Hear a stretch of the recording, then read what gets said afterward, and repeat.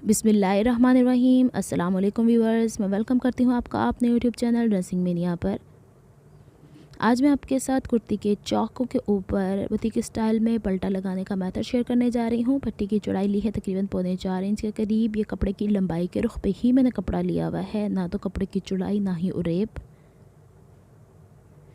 आप लोगों ने फ्रंट और बैक चौक की लेंथ नाप लेनी है, उससे तकरीबन 4 से 5 इंच कपड़ा एक्स्ट्रा लीजिएगा। 4 इंच बेहतर रह जाता है।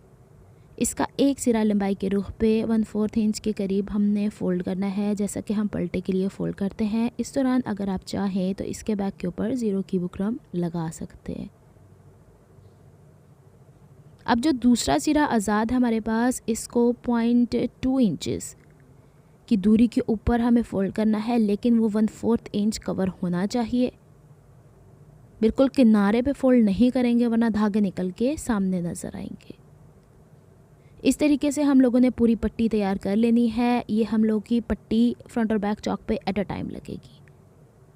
दोबारा से इसकी फोल्डिंग देख लीजिएगा। 1/2 इंच का मार्जिन नीचे की तरफ है, फिर हम जब पलट के दूसरा सिरा लेके गए हैं वो इसको ओवरलैप कर रहा है।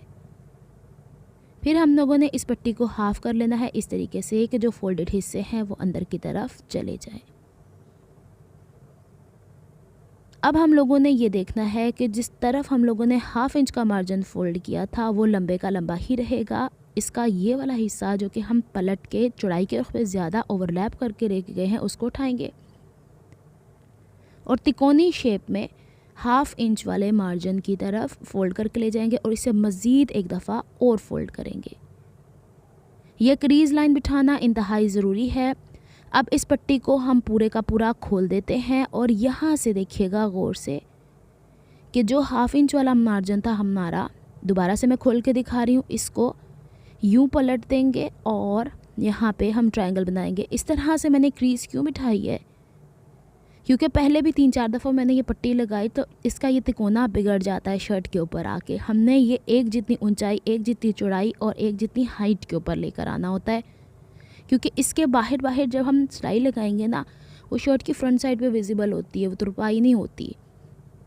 तो यहाँ पे ये कंप्लीट हो गया है। दोबारा से इसे डिटेल में देख लें। ये वाला हिस्सा बाहर की तरफ विजिबल होगा। ये वाला जो हिस्सा होता है ना, इसको हमने शर्ट के चौकों के साथ, ये देख रहे हैं ना आप, रॉ एज सारे अंदर की तरफ हैं, तो चौकों के साथ स्टिच करना है। अब शर्ट के हम लोग को चौक का जितना मार्जिन हमें फ़ोल्ड करना है, फ्रंट और बैक का दामन एक साथ उठाइएगा और यूँ क्रीज़ बना लेनी है। चाहे तो चौक के निशान लगा लें, मैं क्रीज़ लाइन इसलिए बनाती हूँ कि हम लोग जब ड्रेस बनाते हैं तो उस पर अगर चौक के निशान रह जाते हैं, पहली दफ़ा आपने ड्रेस वेयर करना होता है तो कभी आप धो के वेयर नहीं करते। अब हमने ये वाला हिस्सा बिल्कुल जो बैक की तरफ सीधी आ रही है पट्टी, उसको हमने चौक की ओपनिंग पे रखना है। इस तरीके से खोलेंगे और ये देखिए सीधा हिस्सा है शर्ट का। पल्टा लगाना तो बारहा मैं आपको बता चुकी हूँ, सेम वही मेथड है, बस अब ये पूरी एक पट्टी है। इस तरीके से 2-3 मेथड मैंने पहले भी आपसे शेयर किए हैं। जब भी कोई जिद्दत आती है तो मेरा दिल चाहता है मैं आपसे शेयर कर दूँ। अब हम लोगों ने चौक ओपन कर दिए हैं और पट्टी का एक हिस्सा फ़ोल्ड रहने दीजिएगा और ये जो सीधी लाइन आ रही है ना मेरे हाथ में, जो पट्टी है वो हमारी फिटिंग लाइन से बराबर होनी चाहिए। और जो पट्टी यूँ पलट के मेरे उल्टे हाथ की तरफ आ रही है, उसका किनारा मेरे चौक की ओपनिंग से मिल जाना चाहिए इस तरीके से। और इसको यूँ खोल खोल के हम लोगों ने बिल्कुल फिटिंग लाइन के साथ, अगर फिटिंग लाइन से थोड़ी सी इधर उधर हो जाएगी ना, तो आप जो दूसरी सिलाई लगाते हैं वो सिलाई आप लोगों की एग्जैक्ट उस चीज़ के ऊपर नहीं आएगी जो मैं आपको पहले बता चुकी हूँ। एक तरफ से हम लोग इसको यूँ नीचे की तरफ स्टिच करते हुए लेकर आएंगे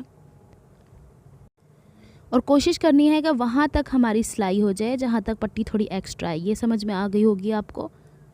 अब दूसरी पट्टी को बिल्कुल इसके बराबर रख के इस तरीके से बैलेंस कर लेना है। अगर आप बेहतर समझते हैं तो आप दूसरी पट्टी को भी ऊपर से नीचे की तरफ स्टिच करके ला सकते हैं, लेकिन अगर हम ऐसे बैलेंस कर लें तो ज़्यादा बेहतर रह जाता है। और इसकी स्टिचिंग देखें कि जहाँ से ये स्टार्ट हो रहा है एक्चुअल कुर्ते से, उससे मैंने 1/2 इंच दूरी से स्टार्ट किया ताकि धागे के जो किनारे निकलते हैं ना वो भद्दे मालूम होते हैं। तो अब हम इसको क्रीज़ के ऊपर रखते हुए ऊपर की तरफ स्टिच करते ले जाएंगे। ध्यान ये रखना है नीचे की तरफ कोई कपड़ा ना है। ये वो पॉइंट है जहाँ पे हम लोगों ने अगर थोड़ी सी गड़बड़ कर दी, नीचे कोई कपड़ा आ गया, उधेड़ना पड़ गया, तो वो हिस्सा खुल जाता है, यानी उसमें फिर वो नफासत नहीं रह जाती। तो अब हम इसको स्टिच करके उसी ऊपर वी तक, और अब जो पहली पट्टी हमने स्टिच की है और ये उसके दोनों किनारे आपस में बिल्कुल मिल जाने चाहिए, यानी जो हमारी फिटिंग लाइन है वो हमारा सेंटर कंसीडर हो रहा है।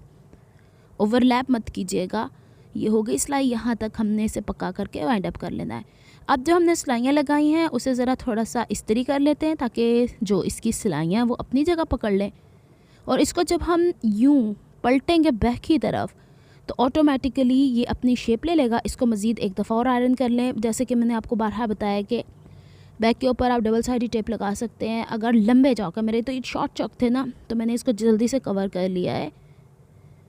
इसके ऊपर मैंने सिलाई लगानी है। अब ये नीचे वाला हिस्सा यूँ फोल्ड करेंगे प्रॉपरली। ये जो सिलाई वाला हिस्सा है इसको ओवरलैप करना है यूँ, और फिर साइड वाले हिस्से को यूँ ले जाके हम लोगों ने क्रीज़ बना लेनी। क्रीज़ बनाने का फ़ायदा ये हो जाएगा कि जब हम सिलाई करने के लिए मशीन के सामने बैठेंगे तो बड़ा छोटा नहीं होगा, वरना अमूमन ऐसा होता है, कुछ बहनें कहती हैं झोल आ जाता है हमारे पलटों के ऊपर। वो इसीलिए आता है कि एक हिस्सा या तो आपका बड़ा हो जाता है, एक हिस्सा या आपका छोटा हो जाता है।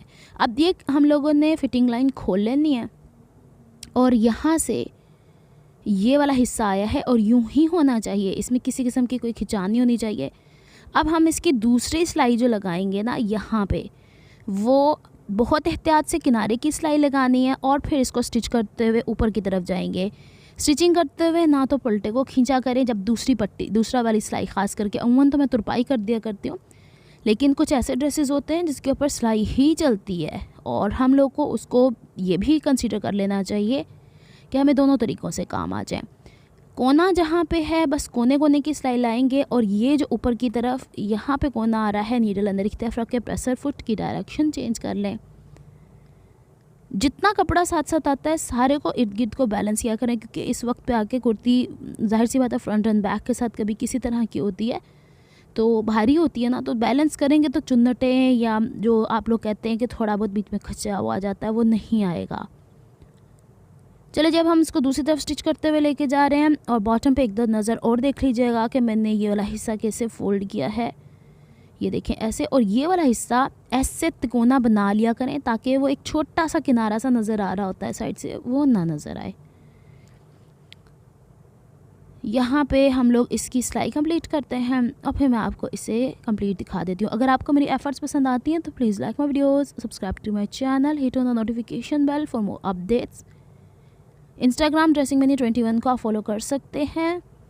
यहाँ पे मैं इसे वाइंड अप कर देती हूँ और ये है इसकी कंप्लीट लुक।